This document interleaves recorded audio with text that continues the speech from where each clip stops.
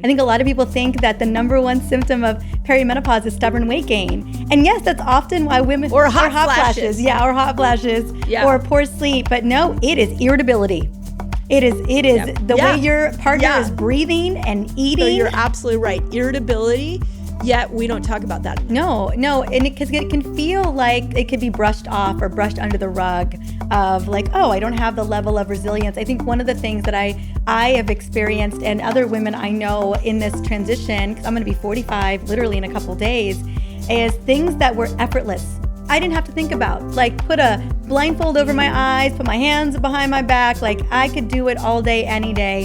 And then all of a sudden, the level of multitasking that I was able to effortlessly do requires more consideration and thought.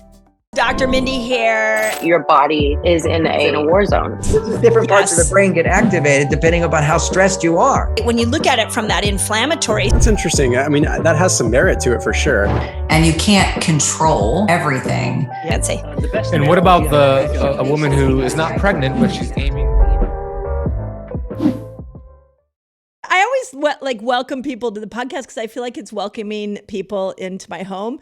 But I actually think what we're about to do is welcome people into our voice text. Yes, So our memos. I just so welcome. Yeah, I am so happy that you're here and I can't wait to dive into this topic. So thank you for being here.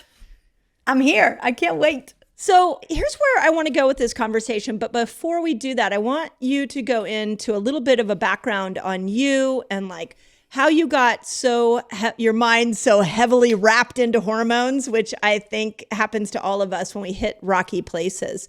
But can you just, so people we can fill in like the gaps of like, how did you end up at this point of your life really dialed in on hormones and how is it personal to you?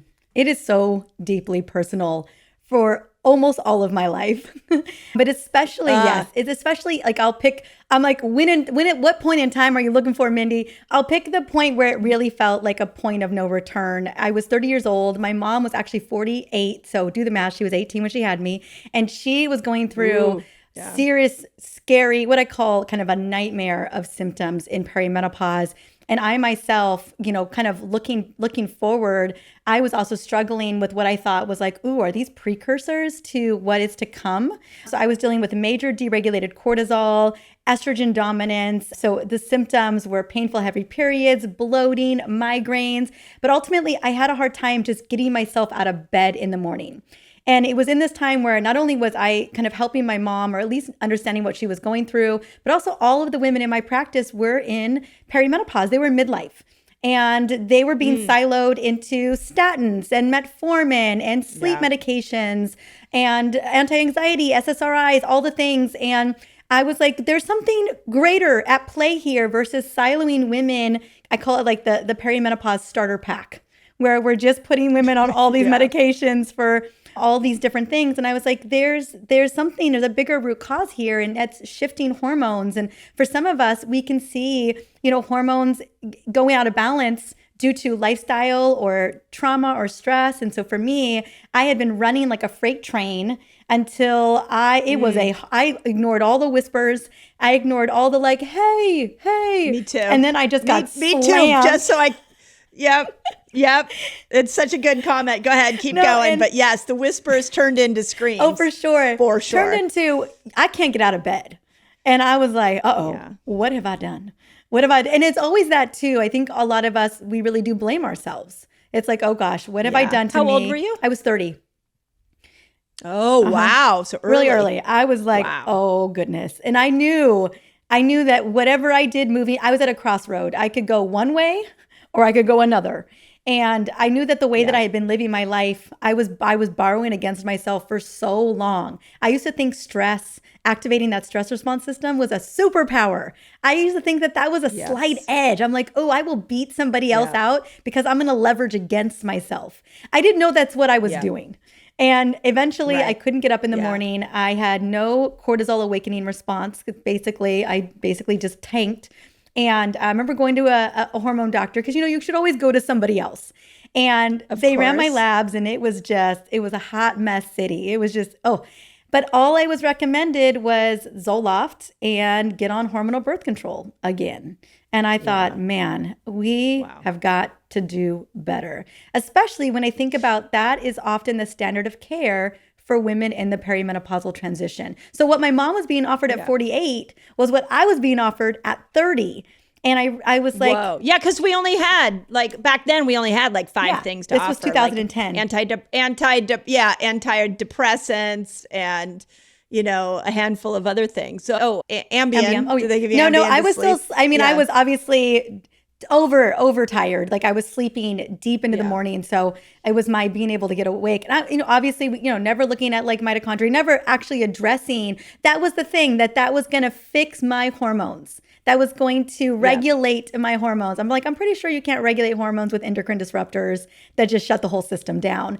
And I thought to myself, I am one of millions who literally have walked in these doors and walked right back out with no viable solution. And I knew hormonal birth control wasn't going to fix my cortisol issue. It wasn't going to fix my kind of growing insulin resistance. It wasn't going to fix the way that I operated in life. Like it wasn't going to fix that either. And so that's when I was like, okay, I know I'm here to be a part of this solution.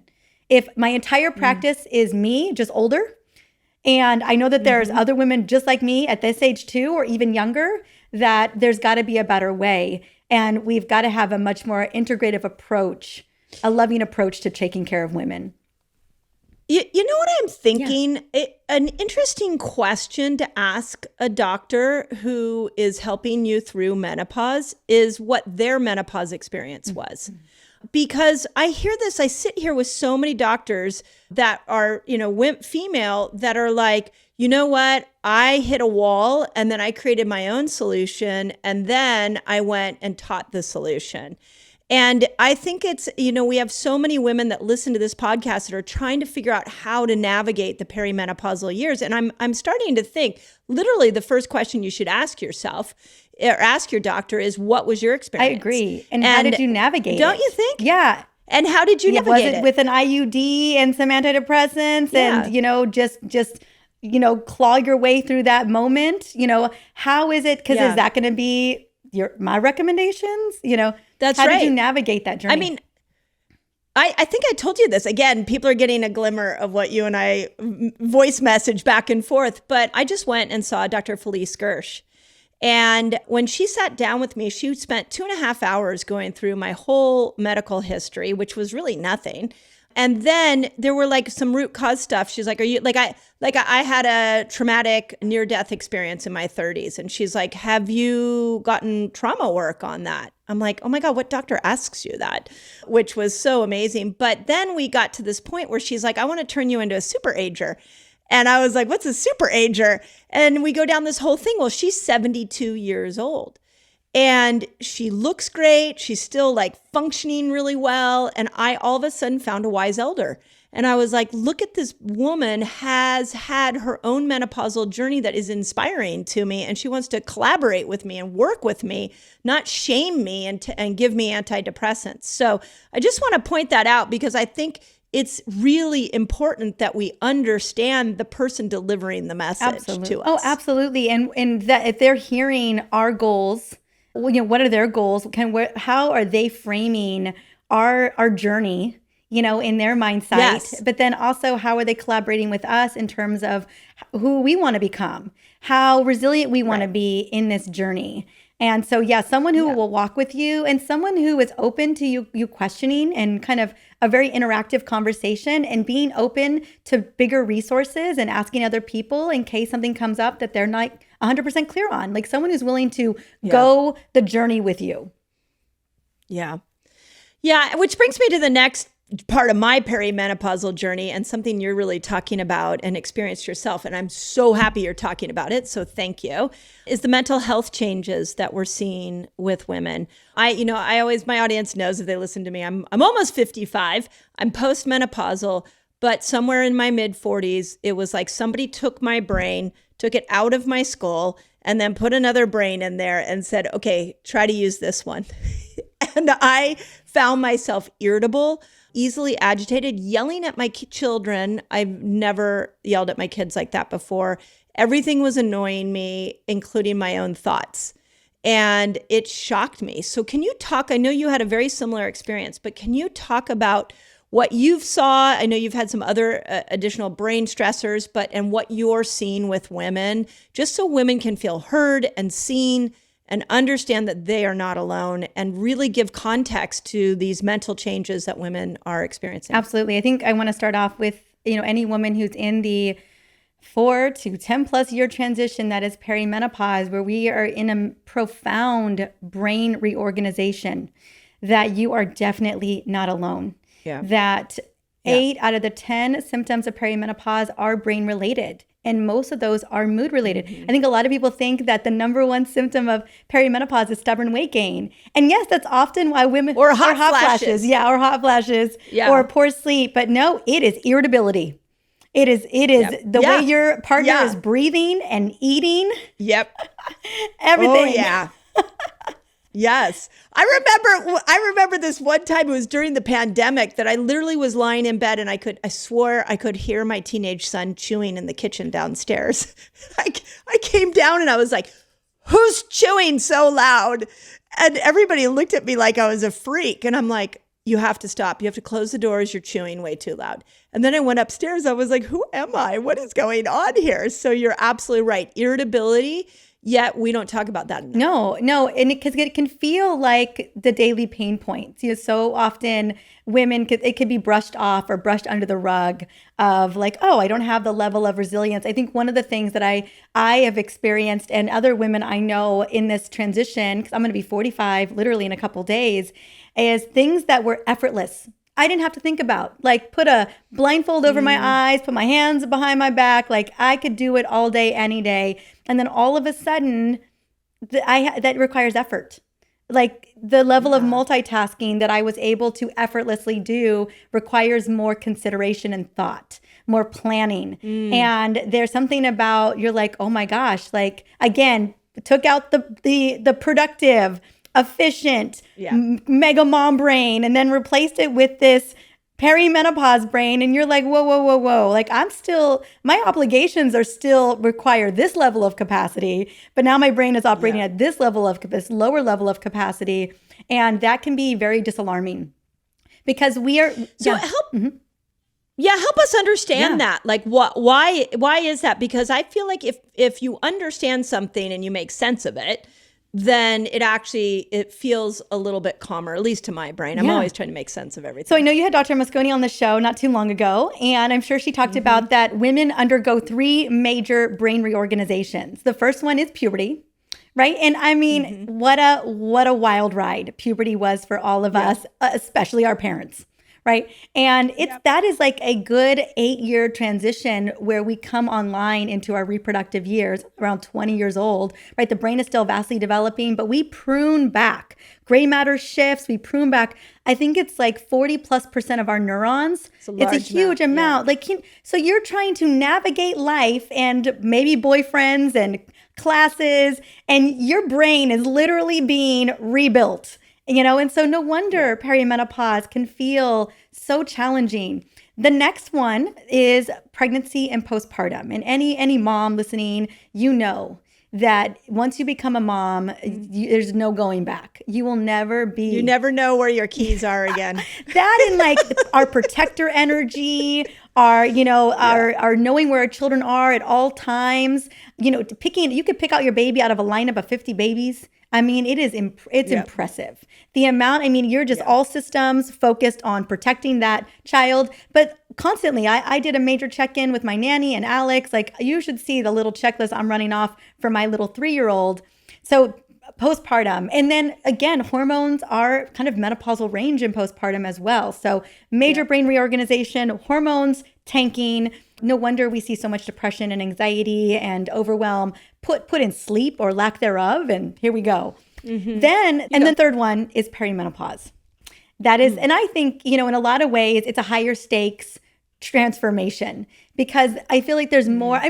Having a baby is pretty high stakes too. Keeping that baby alive is pretty important.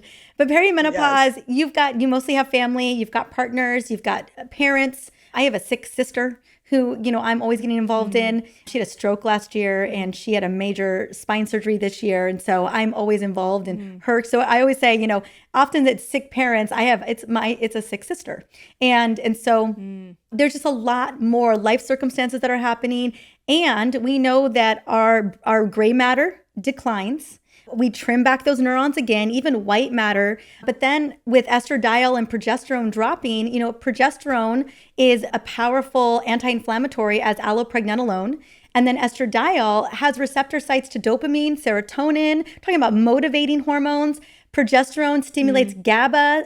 You want to stop that irritation? You need more of that. Yeah. You want to get some sleep? Yeah. And so these hormones start to shift. And now what our dear friend, Dr. Carrie Jones calls it, unconscious uncoupling, but particularly in the receptor sites of your brain.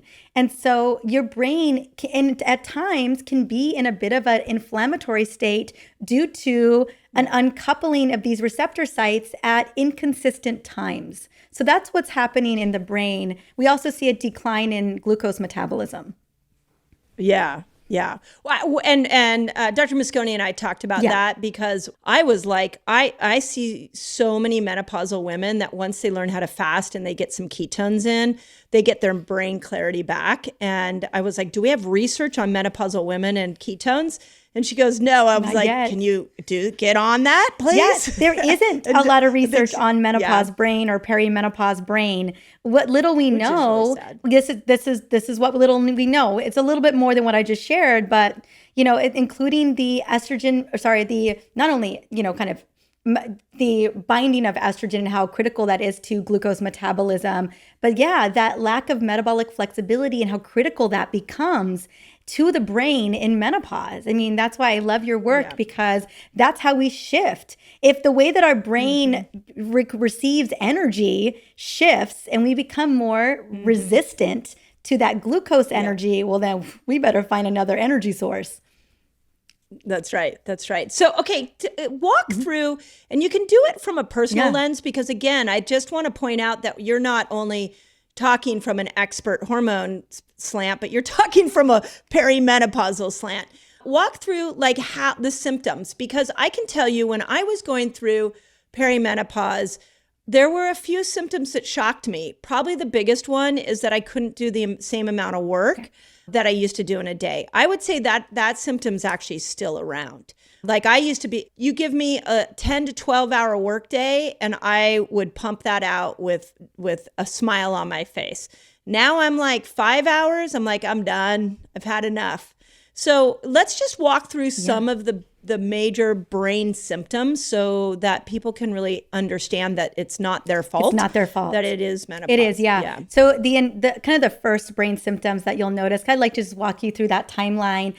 Yeah, let's early do that. 40s, maybe even late 30s, but I would say early 40s. I know for me, I felt like I fell off a cliff at 43. I was like, yeah, me too. 43 was a big year where I was like, what happened? Yeah, you were like, what just happened to me? Yeah. I was shook. Exactly. It was, I always say it was like at 40, I came into my 40s, like in the best health of my life. By 43, I was on the couch crying. No, that was very much. I went from postpartum. I had a baby at 41. I was cruising after those first 9 months, a little rough. And then I was doing so great. I remember heading into 23, barely 43, and I just fell off a cliff. And I was like, and initially you're like, what's happening? I went down all the rabbit holes. I'm like, what is this? And I was, it's perimenopause. So those initial symptoms will feel like, again, irritability, especially towards your period. So all of a sudden, PMS symptoms are a little bit heightened. You may even feel, what I've noticed is a lack of stress resilience. So things that you had major capacity for,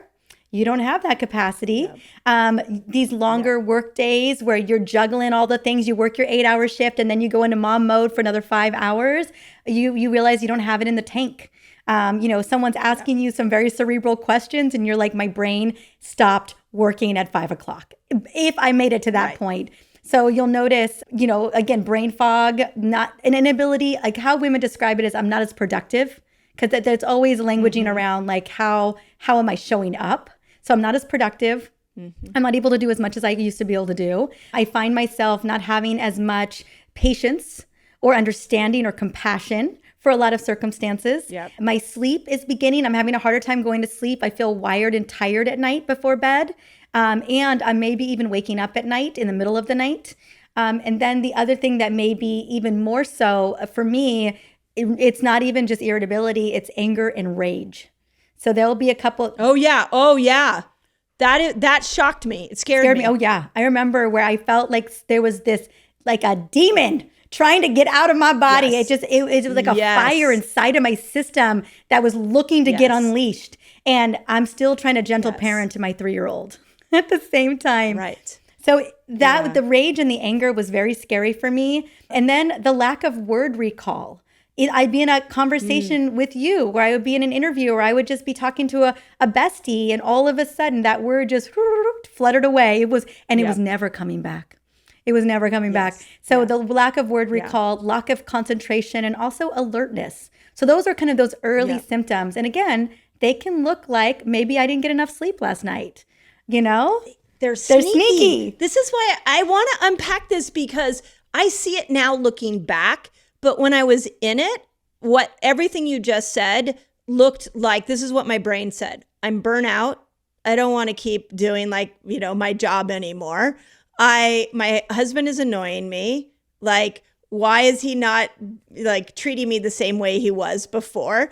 Like, I'm done being a mom. These kids are in teenage years. Like, what the heck is going on? Testing me. I couldn't pick up a book and just read a novel. I'm finally starting to be able to read a novel now for the first time. I couldn't focus on that. I kept forgetting my task list all over the place.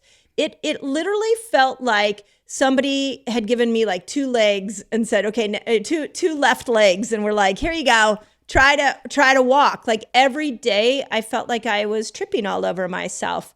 So, and stress resilience is another one. As a human that I could take, I had so much, and I still have a ton of grit, but I was like you, I was I could put my head down and do anything. And I no longer wanted to do that. So, how do we help a woman understand? I could have easily said, my kids, who I love, by the way, are 24 and 22 and are amazing humans. I just so proud. My mama heart is so proud. But I could have said, oh, I messed up as a parent. I could have divorced my husband, which I didn't. I could have made totally quit my job, which I didn't. There's so many things that appeared as external problems, but were actually my internal ability to interpret those problems had changed. And how do we know the difference between, hubby, I need to leave you, and hubby, my brain has now taken on a new level of stress? Ooh, that is because it's a yes and. Yes, partners need to understand.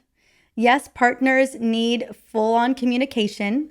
And yes, I am calibrating. Is this a situation where in my relationship, there are things that are not, that are major, fissures in our relationship, in our marriage or partnership, right? Or is this just me really struggling? And I think, whether that's the couples therapy or, vulnerability or maybe trauma work that helps you kind of sift through that. I will say that the highest number of divorce is in this time. Yeah. I know. And 70% of them are initiated by women. And so I can tell you that I really learned to talk differently, tell my husband, oh my God, this is what's going on with me. And it's we had to sort of, and we still are he's having to get to know the new version of me. And the perimenopausal version was not the version of the woman he married. And the postmenopausal version is definitely a new version, but it's taken a lot of explanation and a lot of helping him see that this is, as my brain changes, so is the way I show up for you. I don't know if you and your husband have had that same kind of communication. We are, and I mean, obviously he's been a hormone expert for a long time. Yeah, right. By proxy. He's my COO, so he's very much in it.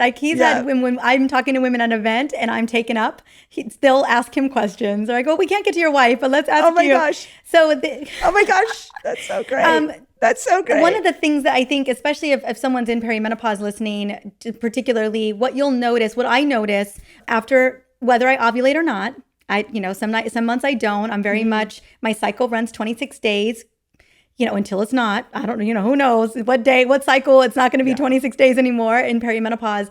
But I will have the first day that I'll notice a shift in my resilience, in my mental and emotional well-being, is it'll feel like a little bit of anxiousness.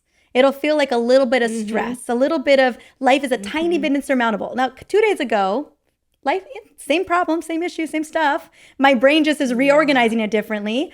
I'll just notice I'm a little bit more nitpicky. I'm a little bit more irritated.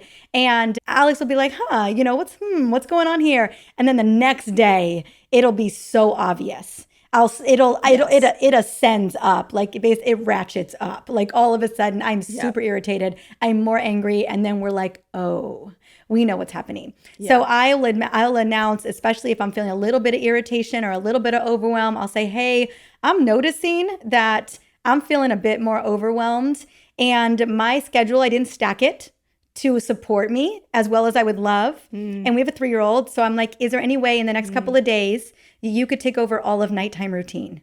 That you could carry could you take on this responsibility? Could you hold this for me? And so we start to reorganize the things that I'm not locked into that have flexibility. And so Alex will be like, okay, because he has a lot more bandwidth than I do in these moments. And either way, every single night for 2.5 hours, we're in a nighttime routine with a 3-year-old. So, so that's what I'll notice initially. Again, it'll just feel like, oh, maybe my day was too busy that day, or I was a little bit overbooked. And then the next day I tip the scale. And so I think it's really monitoring those symptoms and then full on communication. I like what you said, because I would track this as well, that I was happy last week and now I'm not happy. Like that happens a lot through the whole perimenopausal journey. Like you're going along and you're like, everything's great. And then like 3 days later, you're like, life is horrible.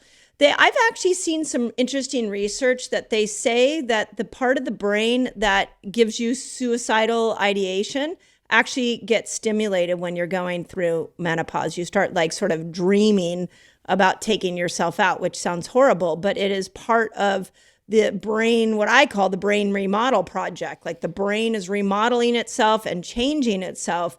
And so we do have some of these centers that pop up. But the difference between life is horrible and I want out, or my brain is remodeling, is what you said. 3 weeks ago, I was fine. And now this week, I'm not fine. Yeah. And it's yes. And I think that it's so important to have that awareness and to have, it's easier said than done to say, have extra grace and have beautiful. And I have so many strategies and tools that I pull out of my toolbox. And here's the thing, sometimes in my luteal phase, that second part of the cycle, it starts earlier. I'm like, oh, I'm just 2 days into this. This isn't supposed to happen. I'm deserved another 4 days of peace. Like, did my progesterone not even show up to the party? You know? Yes. And then other times I can make it all the way to day 24 and I'm good. And so every single month it's going to be a different ride. And, I think it's just really listening and honoring. And when, for the most part, I really do my best to buffer myself as best as I can, because I feel like I deserve it. I deserve safety. I deserve extra grace. Even when life feels, again, insurmountable. It didn't 3 days ago, but all of a sudden it feels so heavy and like I'm going to barely crawl through it. I'm like, okay, how do I support myself in this moment, this phase that I know is temporary? Even in these next couple of days, how do I resource myself so that I'm honoring my body and I'm honoring the process? Yeah.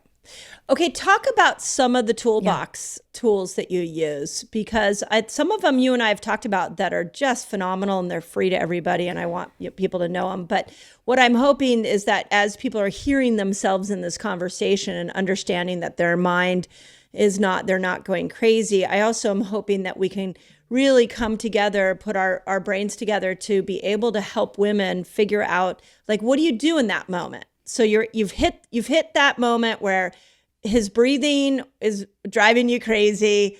You can't, the looping thoughts, you can't stop, and you're just not sure where do you go with your own head. Yeah. So give me some ideas of what women do there. Yeah, absolutely. So I think that first step in those moments, right, is awareness. Yeah. Like paying attention to your physiology. So it's not so much my thoughts as much as it's my physiology. And it also could be, again, it could be trauma here. That there's a pattern that you're upregulating. And so I get more tense. I get more charged focus. I'm not chilling, like laying back, like I'm in like handle business energy. My jaw tenses. Everything just gets tighter. And so when I start to notice those physiological changes, that is the time where if I have bandwidth, like I have a moment, I will go and step outside. I'll take up even a 3-minute walk in nature. I'll try to shake it off because I know that's often charged cortisol too, like adrenaline that's running through me, that's firing without thinking. And so I'll shake it off. I'll dance or swamp. So I love rage dancing. So if I can get up into my bedroom, I'll do a 5-minute rage dance where I'll just move. What's a rage dance? Yeah, so what's that? It's usually some kind of really intense music, like screaming. I would say screaming, but like death metal. No, or something? I do not love death metal. I would say like a song that, maybe it's a very sad song, or maybe it's like a higher energy, like maybe Alanis Morissette, something like that, where you're just, remember those, you're just, and I usually grab a pillow and I just start moving my body and just shaking the energy. I'll kind of swamp, and this is Mama Gina's work, where I'll just try to alchemize that energy. And then if I've got bandwidth, I'll move into like a sadder song, like maybe Sarah McLachlan or something like that, or Lauryn Hill. And all of a sudden, all the emotions are moving and mobilizing, and I'll find myself crying, I will feel so much better that I've just kind of uncharged a lot of those emotions. Another thing that I'll do is I scream into pillows a lot. Yeah. Oh yeah. Okay. I never screamed into a pillow. I just scream into the house. It feels so good. But that's good. I'm gonna think about the pillow. The neighbors might. Yeah. So screaming, whether it's in a car, like especially if you're like, even if people are in the house and you're afraid they're gonna hear you, you can have a pillow. I have a pillow in the trunk, so I'm just ready. Okay.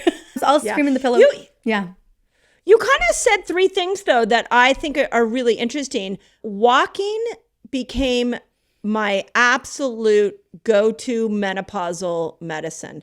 If I could not walk, I probably would have killed myself. Like, I can't tell you how many times I'm like, I don't know what to do with my thoughts.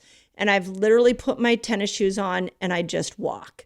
And, we have so much of a better understanding that bilateral stimulation, right, left. And when you look out at the horizon, like that brings cortisol down. I've even now added, you got to try this. I've added in a weighted vest. I've become one of the ruckers. But like a weighted vest calms the nervous system down, and I go walk, and it's become my drug of choice. Like it can literally turn my mood in a second. So I love that. The second thing you said was like trauma release therapy. What is that? Because animals do that when they're under trauma, they shake like it out, shiver it and out. shake. Yeah. You're dispelling that excess cortisol. It's got to go somewhere. Yeah. Meditation ain't going to get it done. No, you can't sit down and meditate in that moment. No. And then music.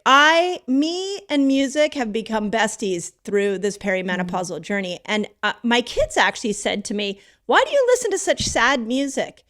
And I think I like to listen to sad music so I can just sometimes sit and go into the sadness of it, because it's like, I don't know what to do with all this mind energy, and maybe this feeling the sadness actually helps me move through it. So I'm right with you on those strategies. Some other things I've done, especially in this time, there's these beautiful women. They're so incredible. They hold amazing space, and they do this 2-hour transformational breath work, and everyone's screaming.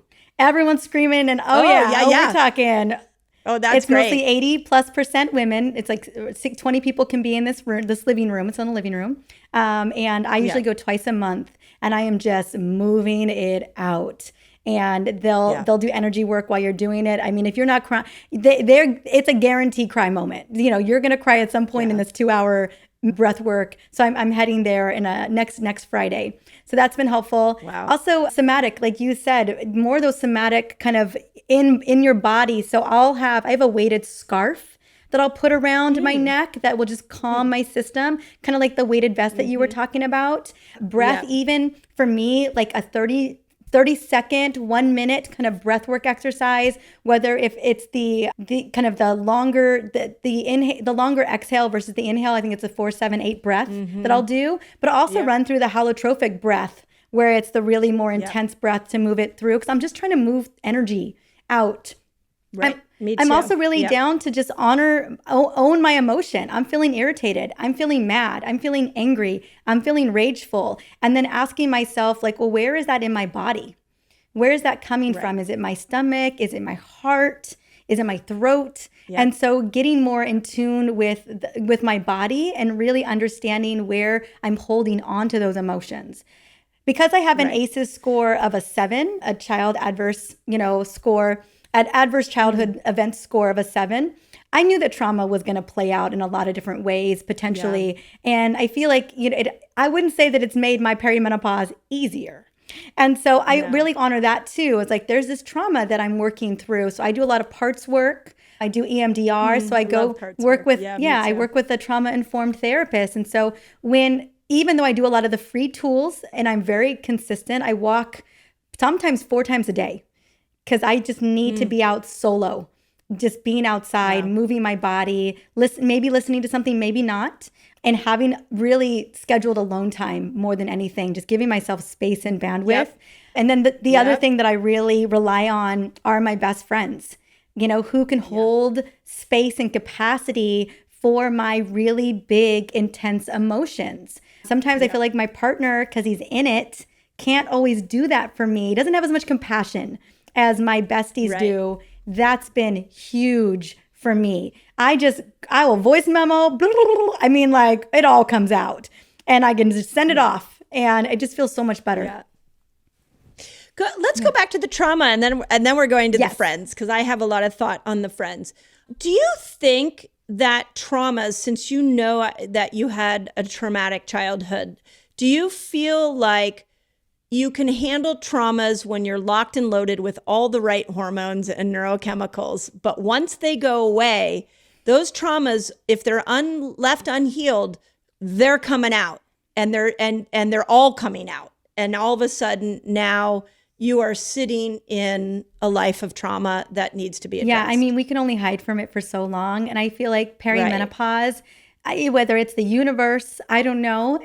That I call it the reckoning and the biggest time of review, because all of a sudden, whatever you were able to kind of like, shove back, kind of just, cover it up with more productivity, cover it up with more accomplishments, achievement, perfectionism, all those things that look good on paper. When we lose that capacity and these hormones begin to decline, it's like we're facing ourselves for the first time for some of us. That's it. Mm-hmm. That's it. I just had Terry Cole on here, and we were talking about her new book, A High Functioning Codependent. And I was saying that I'm going through just a journey of really facing myself for the first time. And I know that it's because of 2 things. It's because these hormones have shifted, and the other things have shifted. And now my parenting, it looks very different. Your parenting will look different as well, because you have a little guy right now. But my kids don't need me. I closed my clinic. My clinic doesn't need me. So my patients aren't there. I just noticed that my identity changed, and that loss of identity left me alone with me. And when I got alone with me, wow, that got really interesting. And thank God I have an incredible EMDR special therapist who has worked with me. But when I hear you say that, I just want every woman to hear that there's this possibility as you go through perimenopause where traumas you couldn't were able to push down before, you cannot push down anymore. And it's not your fault. It's just you don't have the neurochemical bandwidth to be able to do that. Is there anything we can say to those women? I mean, how do we help them? Absolutely. I mean, I want to see it. I'm trying to reframe as that this is a gift, that I get to face myself, that I get to redefine who I am, that I get to discover these patterns that have been driving me for so long, these little adaptations that my little Mariza self, at whether she was 7 or 12 or 15, she just made up because she didn't have a choice at the time. And then she thought she could just carry them on through, and they're not serving anymore.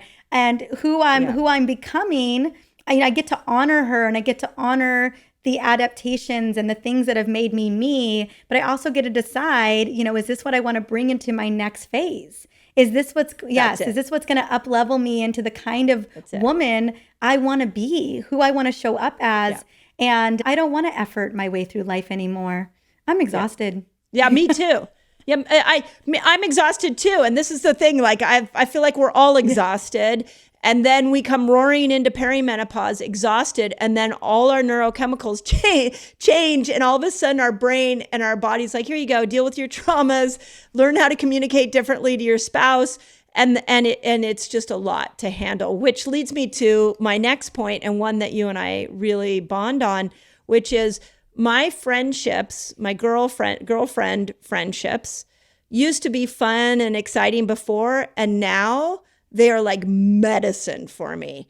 But yeah, so, how do we, this is one thing that I really feel like you and I, our hearts align on, which is how do we surround all women in this experience? And, as a history, women are mean to women. Yeah. Like, we're not nice to each other.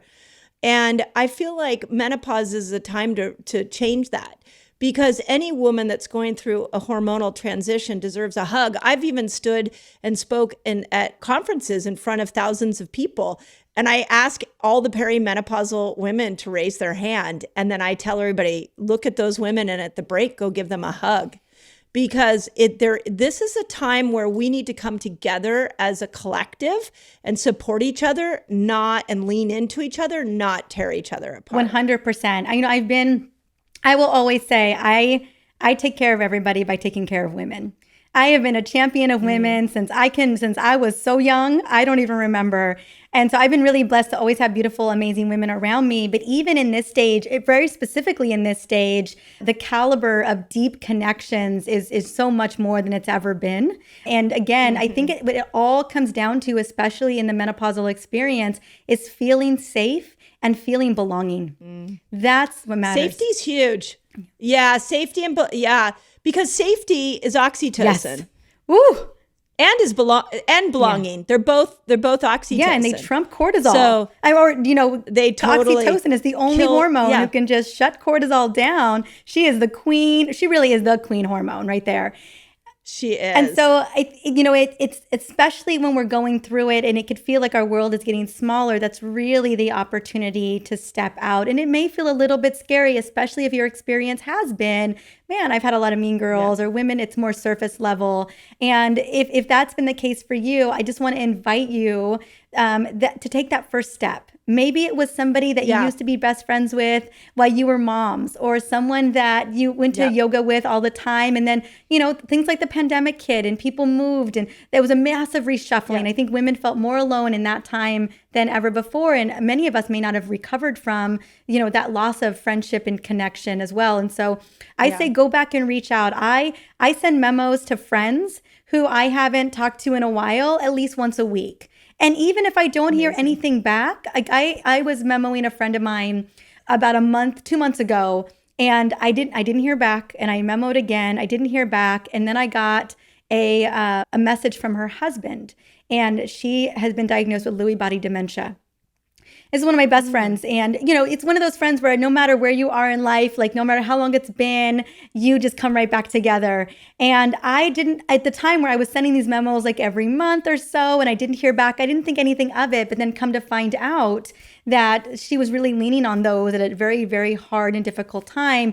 And I'm still sending them almost every single week. And so you just never know when you take that step, the impact it's going to have on somebody else's life. We just don't know where everyone is at. And so my recommendation is take that step. Go through your Rolodex, go through your phone, go through Instagram or Facebook. Who haven't you talked to in a while that you would love to know, what they're up to? And maybe just, it can be easy. We haven't talked in a while and I've been thinking about you. You've been on my heart. And, I saw a couple of posts and I immediately wanted to just say hi, see how you're doing, and see what happens. But then also I say locally, go doing things that you love, where you cultivate community as well. And so there's a lot of ways that we can create it. I think when we set the intention of creating soul sisterhood, that it all shifts and we start to really attract the people that can hold space for us. Yeah. I think it's a really important part. I've been much more intentional about my friendships than ever before. And for me, what it's looked like yesterday, I have a friend who we had a long list of different activities we wanted to do together. And I was like, let's go do this and let's go do this. And one of the things we said we were going to do was pottery class together. So yesterday we went and did a pottery class, and then it was her birthday and we went and celebrated her birthday. And this morning I woke up and I was like, that was really cool, because when I had my clinic, there's no way on a Tuesday I could have stepped away from patients and gone and done pottery with a friend and then gone to dinner with she and her husband and celebrated it. So I made an intentional effort to message her and just be like, thank you. Your friendship means the world to me, and I really appreciate our day together. Now, the busy version of me, younger version of me, might have never done that. But I am learning that the friendships I want to foster. I was going to say, I am courting you right now, Mindy. I know. We're menopausal dating. This is I used to have this thing when my kids were little. I would say, I'm going to mommy date. I need to find some mommies. Now I feel like we're actually probably author dating, because I love to find fellow authors. But it's so fun to find somebody and say, I like your energy. I feel safe around you. How do we do more together? But you're right. We're totally courting each other. It's great. It's so good. It's so good. And I'm such a blessing to get to have you in my life. I mean, the last couple of months when we've been sending memos, I've wanted to respect your time too. But I was like, I'm just going to admit it right here on the podcast. I'm courting Mindy right now. Okay. I usually call it stalking.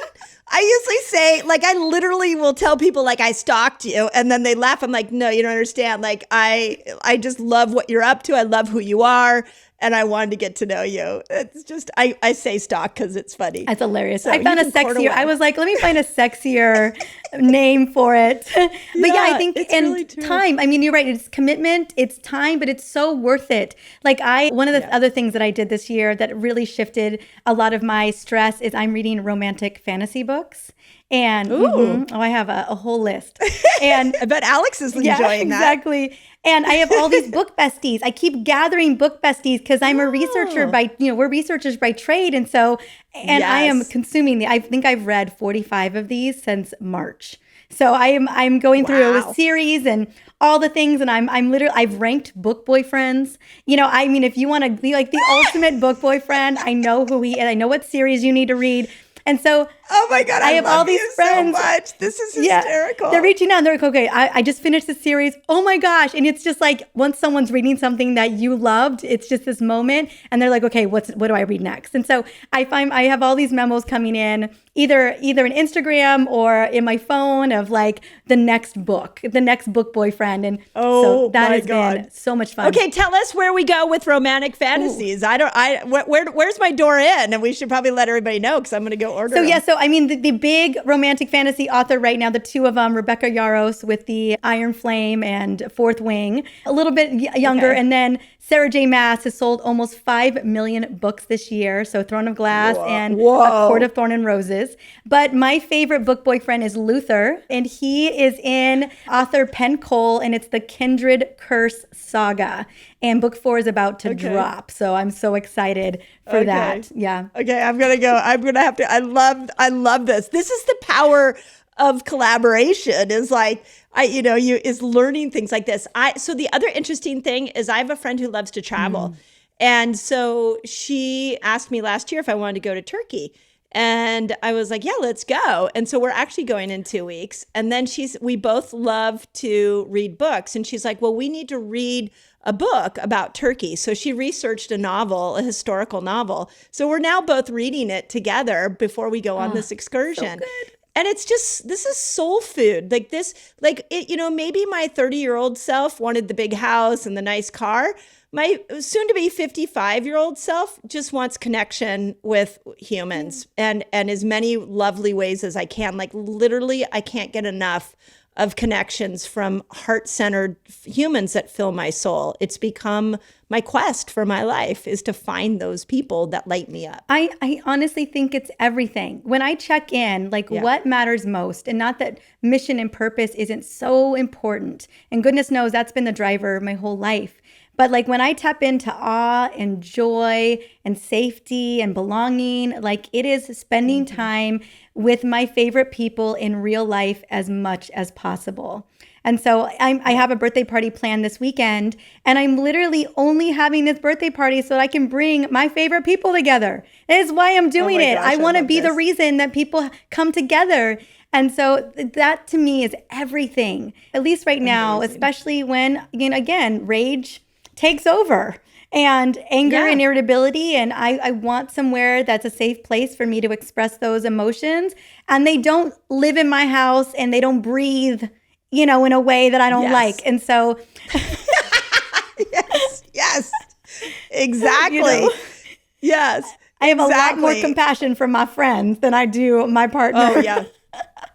Well, and it does bring up an interesting thing that our partner can't be everything to us. And I've really tried to explain this to my husband, which is a hard thing to understand. It's like when I go and I connect to my girlfriends, like I come back a more whole version of me.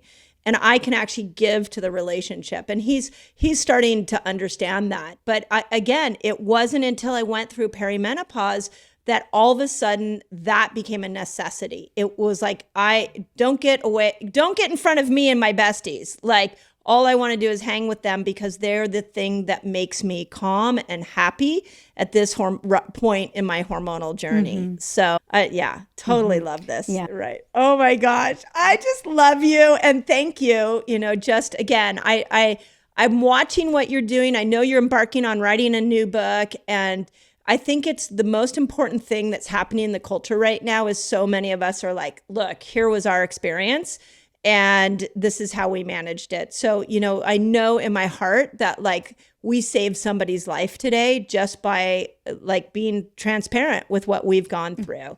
So talk about where people find you. And I know you always have some good giveaways. Yes. So tell me how. Energized on Dr. Mariza. You're about to be on it, talking about the book, which I'm so excited. Instagram at Dr. Mariza, and you can find me on YouTube as well. But I also have a beautiful self-care guide, self-care rituals guide that, again, these are all free, easy. I get how busy life is. I get, you know, but I think that when we can punctuate our life with these beautiful safety signals to the brain, we just feel so much better throughout the day. So I built this with a very busy, very, very full scheduled woman in mind. And I'm so excited. Right. Like these are things you can build into your day throughout the day with ease and grace. Amazing. Well, so we'll leave links, and thank you. I always am grateful when people give free stuff to my following because I'm an information junkie. So I know I would gobble that up. So, okay, last question. This is one I've been asking this year, and it just really, I love it because everybody says something different. What is your definition of health, and how do you know when you're healthy? My definition of health is having resilience and capacity, you know, feeling good in my heart, feeling good, like having, you know, just being able to just hum through the day. Like that is and how do I know? I'm doing a lot of body scans, a lot of body check-ins. Ooh, yeah. Really listening to my body, tuning. That's, again, that mind-body connection I think is so critical. Yeah. Obviously, I look at labs and all those things too.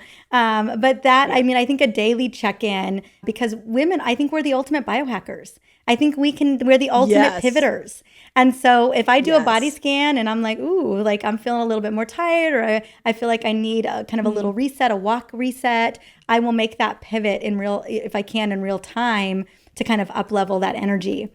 So yeah, that's how I'm looking. Amazing. How much capacity I have for my son. That's how I'm gauging it, right? You know? Yes, yeah. I think the body scan is really interesting because that's where I've gone to, is like checking in with, and that's an EMDR thing. I don't know. Yeah, my therapist will say like where you feel that in your body, and it's I really like that. So I just appreciate you so much. I can't wait for your next book to get out, which I know is going to be written and launched at supersonic speed. But your voice needs to be heard. So thank you for speaking up and helping us all. I deeply appreciate you.